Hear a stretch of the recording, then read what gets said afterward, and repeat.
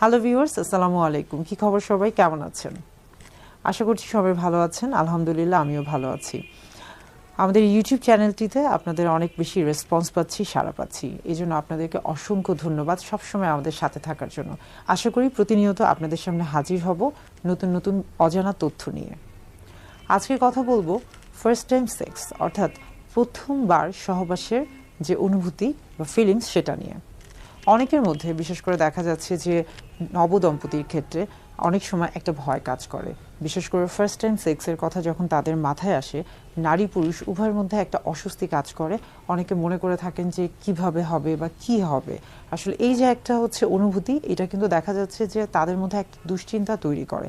অনেক সময় অনেকে এত বেশি নার্ভাস হয়ে যায় যে তারা অনেক বেশি ভীত হয়ে যায় এবং স্বাভাবিক যে কাজ সেটা করতে পারে না। অথচ সেক্স কিন্তু আমাদের জীবনে খুবই স্বাভাবিক এবং গুরুত্বপূর্ণ একটি বিষয়। এটা মূলত নির্ভর করছে বিশেষ করে যারা প্রথমবারে সহবাসের ক্ষেত্রে জড়িয়ে যাচ্ছেন বা প্রথমবার সহবাস যারা করতে যাচ্ছেন, তাদেরকে বেশ কিছু জিনিস মাথায় রাখতে হবে।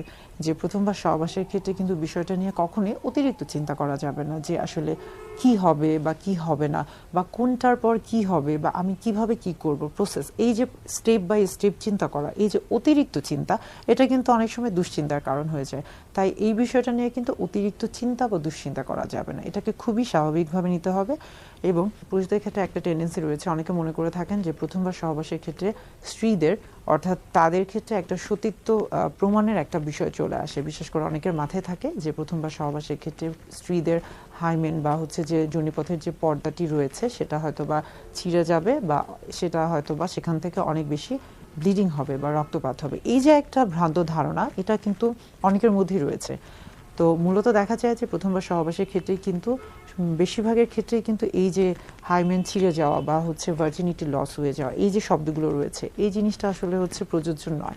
কেননা প্রথমবার সহবাসের ক্ষেত্রে সবসময় যে আসলে অনেক বেশি ব্লিডিং হবে, এটা কখনোই সম্ভব না। বরং এটা আসলে বেশিরভাগ ক্ষেত্রে আমরা বলে থাকি যে স্ত্রীদের ক্ষেত্রে স্ত্রীদের যোনিপথের নিচের অংশে একটা হাইমেন নামক একটি পর্দা রয়েছে, যেটা কিনা একটা ইলাস্টিক বা একটা রাবারের মতো একটি পর্দা। এবং এটা দেখা যাচ্ছে যে হ্যাঁ, প্রথমবার সহবাসের ক্ষেত্রে অনেক সময় অনেকের ক্ষেত্রে কিছুটা ব্যথা হতে পারে বা কিছুটা ব্লিডিং, তবে এটা খুবই সামান্য হয়ে থাকে। এবং এটা তখন হয়ে থাকে বিশেষ করে যাদের দেখা যাচ্ছে যে হাইমেন বা পর্দাটি কিছুটা শক্ত মাংসপেশি দ্বারা গঠিত। কিন্তু তাছাড়া বেশিরভাগ স্ত্রীদের ক্ষেত্রে এটা কিন্তু অর্ধচন্দ্রাকৃতির হয়ে থাকে, এবং তাদের ক্ষেত্রে এই যে ব্লিডিংয়ের যে বিষয়টি, এটা কিন্তু থাকে না, এবং অনেক সময় পেইনের বিষয়টিও থাকে না। তাই সবার ক্ষেত্রেই যে প্রথমবার সহবাসের ক্ষেত্রে, বিশেষ করে নারীদের ক্ষেত্রে প্রথমবার সহবাসের ক্ষেত্রে প্রত্যেকবারই বা প্রথমবার যে অনেক বেশি রক্তপাত হবে এবং ব্যথা হবে, বা এই যে হাইমেন ছিঁড়ে যাওয়ার যে একটা ব্যাপার থাকে, এগুলো কিন্তু সঠিক নয়। আবার পুরুষদের ক্ষেত্রেও দেখা যাচ্ছে যে পুরুষরা অনেক সময় ভয়ে থাকেন যে তিনি পারবেন কি না, বা কিভাবে কি করবেন, বা কোথায় তিনি পেনিট্রেশন করবেন, এই যে বিষয়গুলো, এই প্রত্যেকটা জিনিস কিন্তু আসলে নারী পুরুষ উভয়ের ক্ষেত্রেই জানতে হবে।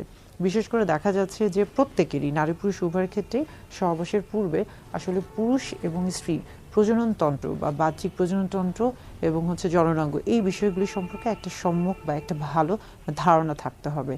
আমার কাছে এমনও অনেক রুগী এসেছে যারা নব দম্পতি বা বিবাহিত দম্পতি, অথচ তারা জানেই না যে কিভাবে সহবাস করতে হবে, বা এই যে পেনিট্রেশনের বিষয়টি, এটা তারা জানে না। তো এই বিষয়গুলো সম্পর্কে আসলে ধারণা থাকা উচিত। আর প্রথমবার সহবাসের ক্ষেত্রে সবসময় বলে থাকি যে আসলে সেক্সুয়াল এডুকেশন বা সেক্স এডুকেশনটা সবসময় দরকার। তা না হলে শুধুমাত্র সহবাসের ক্ষেত্রেই নয়, সহবাসের পরে যে বিভিন্ন রকমের বা সহবাসের ফলে যে বিভিন্ন ধরনের যৌনবাহিত রোগে আক্রান্ত হতে পারে, এই প্রত্যেকটা জিনিসই আসলে প্রত্যেকের জানা উচিত। এবং এগুলো সম্পর্কে এগুলো থেকে একজন যেন ভালো থাকতে পারে, সুস্থ থাকতে পারে, তাই প্রত্যেকেরই কিন্তু সেক্সুয়াল এডুকেশনটা অত্যন্ত গুরুত্বপূর্ণ।